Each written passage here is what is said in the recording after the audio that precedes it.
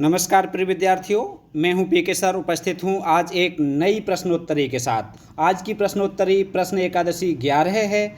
इस प्रश्नोत्तरी में सामान्य हिंदी के 11 महत्वपूर्ण प्रश्नों को संकलित किया गया है। ये प्रश्न स्वर से संबंधित हैं। हिंदी भाषा में जो स्वरों से संबंधित प्रश्न परीक्षाओं में बनते हैं या बनने की संभावना जिनकी होती है, ऐसे 11 महत्वपूर्ण प्रश्न इस एकादशी में लेकर आया हूँ।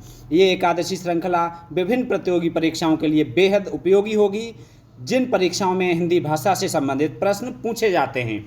तो आइए देखते हैं प्रश्न एकादशी का पहला प्रश्न। प्रश्न एकादशी 11 का पहला प्रश्न है, शिथिल स्वर हैं। शिथिल स्वर है, 4 विकल्प दिए हुए हैं। शिथिल स्वर पूछा गया है, कौन सा है? अ, ई, उ या सभी?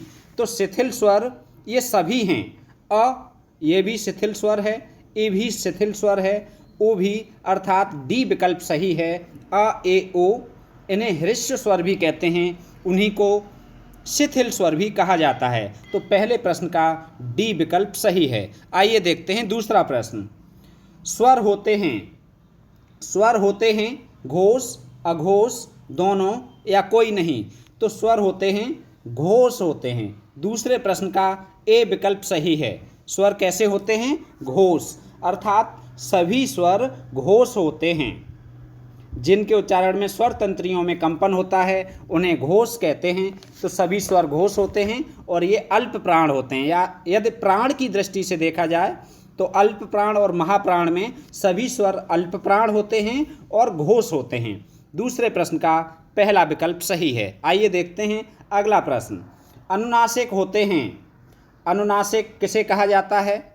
जिनका उच्चारण मुख से हो, जिनका उच्चारण नासिका से हो, मुख व नासिका दोनों से जिनका उच्चारण हो, इनमें से कोई नहीं। तो तीसरे प्रश्न का सी विकल्प सही है। तीसरे प्रश्न का सी विकल्प सही है। जिसका उच्चारण मुख और नासिका दोनों से होता है उसे कहते हैं अनुनासिक, अर्थात मुख और नासिका दोनों से ही श्वास वायु निकले तो अनुनासिक कहलाते हैं। ऐसे वर्ड अनुनासिक होते हैं। तीसरे प्रश्न का सी विकल्प सही है। आइए देखते हैं अगला प्रश्न। प्रसृत है। प्रसृत पूछा गया है, 4 विकल्प दिए गए हैं, ओ, ए और ओ। कौन सा प्रसृत है? तो प्रसृत स्वर कौन सा है? सी विकल्प सही है, ए प्रसृत स्वर है। चौथे प्रश्न का सी विकल्प सही है। आइए देखते हैं पांचवा प्रश्न। उदासीन स्वर है। उदासीन स्वर पूछा गया है। पांचवें प्रश्न का विकल्प ए, अ, आ, ए या ई? तो पांचवें प्रश्न का ए विकल्प सही है, अ। उदासीन स्वर कहा जाता है अ। ए विकल्प सही है। आइए देखते हैं अगला प्रश्न। छठा प्रश्न है, संवृत स्वर है। संवृत स्वर कौन सा है? 4 विकल्प दिए हैं, इनमें से संवृत स्वर आपको देखना है, अ, आ, ए और ए। तो छठे प्रश्न का डी विकल्प सही है। संवृत स्वर है ए। बहुत पूछा जाता है परीक्षाओं में, संवृत स्वर कौन सा है? ए। डी विकल्प सही है। आइए देखते हैं 7वां प्रश्न। बहुत ही महत्वपूर्ण प्रश्नों की श्रृंखला है। यदि आप पहली बार वीडियो देख रहे हैं तो चैनल को सब्सक्राइब करें, क्योंकि अगली वीडियो जब आपके पास आए तो नोटिफिकेशन भी मिले, इसलिए आप बेल आइकन को भी दबा लें। 7वां प्रश्न, विसर्प कहते हैं। विसर्प किसे कहा जाता है? संयुक्त स्वर को, हृस्व स्वर को, प्लुत स्वरों को या अनुनासिक को? तो बहुत महत्वपूर्ण प्रश्न, विसर्प किसे कहते हैं? विसर्प कहते हैं संयुक्त स्वर को। ए विकल्प सही है। 7वें प्रश्न का पहला विकल्प सही है। संयुक्त स्वरों को विसर्प भी कहा जाता है। अगला प्रश्न देखते हैं 8वां प्रश्न।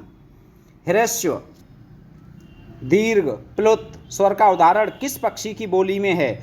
एक पक्षी जिसकी बोली में तीनों प्रकार के स्वर, अर्थात स्वरों का 3 प्रकार से विभाजन किया गया, हृस्व, दीर्घ, प्लुत, जिनके उच्चारण में 1 मात्रा काल का समय लगे उन्हें कहते हैं हृस्व।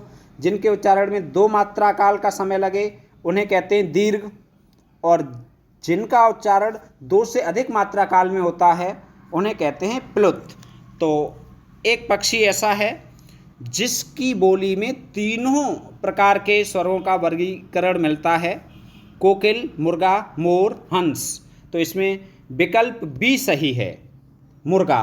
अर्थात मुर्गा की आवाज़ में ह्रस्व दीर्घ प्लुत तीनों स्वरों का उदाहरण मिलता है। मुर्गा कैसे बोलता है?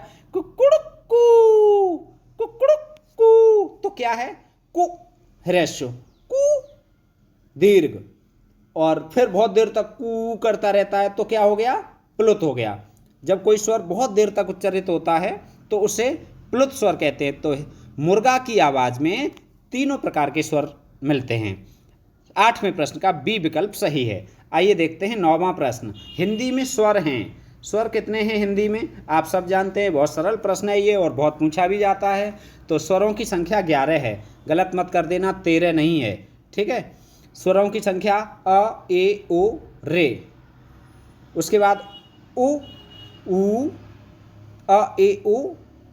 यदि शुरुआत से स्वर देखे जाएं तो अ, आ, ए, ई, ओ, ऊ, रे, ए, ऐ, ओ, औ।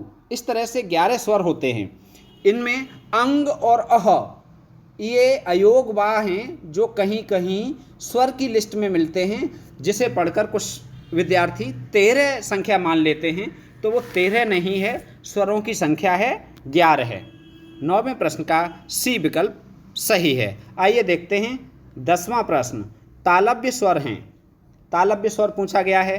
तो तालव्य स्वर एक कोई इच्च ऐसा नाम ताल हो, सूत्र आया है उच्चारण स्थान का, तो ए तालव्य स्वर है, अ कंठ्य है, रे मूर्धन्य है, ओ कैसा है? इसमें 2 स्वरों का योग हुआ है, अ और ओ का। अ का उच्चारण स्थान कंठ और ओ का उपपद्मनीय नाम ओष्ठ, ओष्ठ, तो ओ हो जाएगा कंठोष्ठ, ठीक है। ये कंठोष्ठ है, ये मूर्धन्य है, ये कंठ्य है और ये हो गया तालव्य।